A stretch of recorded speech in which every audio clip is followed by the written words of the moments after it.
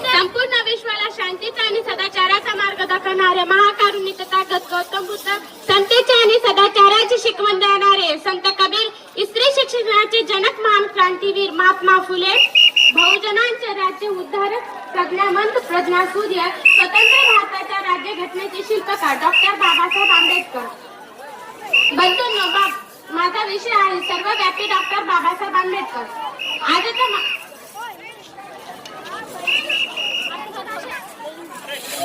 त्यांचे कार्य सूर्याच्या तेजासारखे उजेड, ऊर्जा, बळ आणि प्रेरणा देणारे आहेत.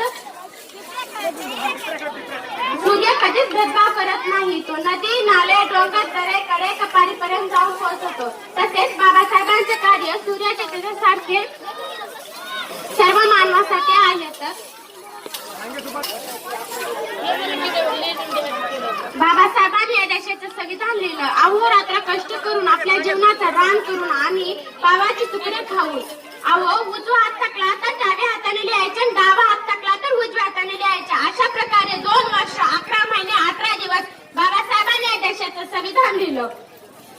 ज्या देशामध्ये बाबासाहेबांना वाचण्यासाठी पुस्तके दिली जात नव्हती, त्याच बाबासाहेबांनी एक अशी पुस्तक लिहिली की या भारत देशावर पूर्ण राज्यकारभार चालतो. म्हणूनच तर या ठिकाणी मला म्हणायचं वाटते की असे होते माझे भीमजी, त्याचे पुन्हा कोणीच होणार नाही. असे होते माझे भीमजी, त्याचे पुन्हा कोणीच होणार नाही.